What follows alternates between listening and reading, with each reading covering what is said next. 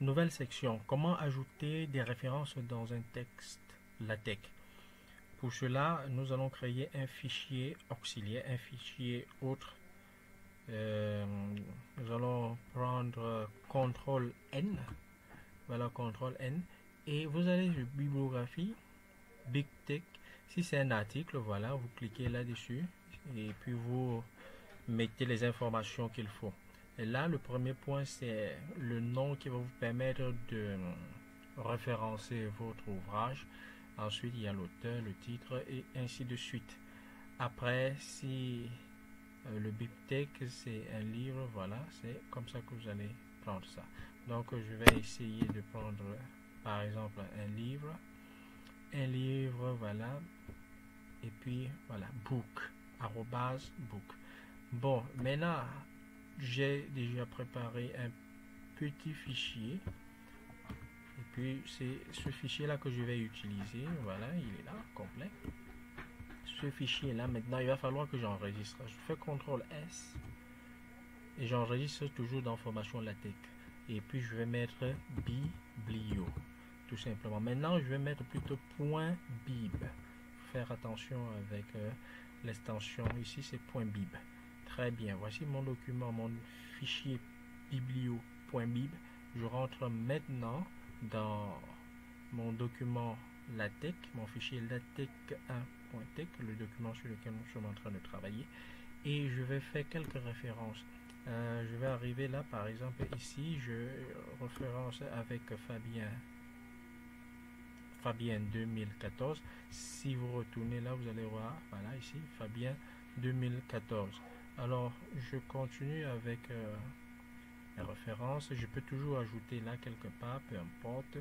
Je mets référence, site, je mets le nom. Mais en réalité, lorsque tout se passe bien, lorsque vous avez enregistré et lorsque vous avez, par exemple, déjà compilé, il faut compiler en BibTeX. Ouais. On compile en BibTeX, voilà, project excited normally. On compile en BibTeX et puis on revient avec la compilation rapide sur notre document qui est là. Et nous allons prendre alors site.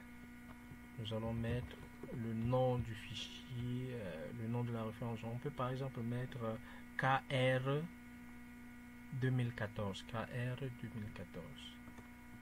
KR 2014.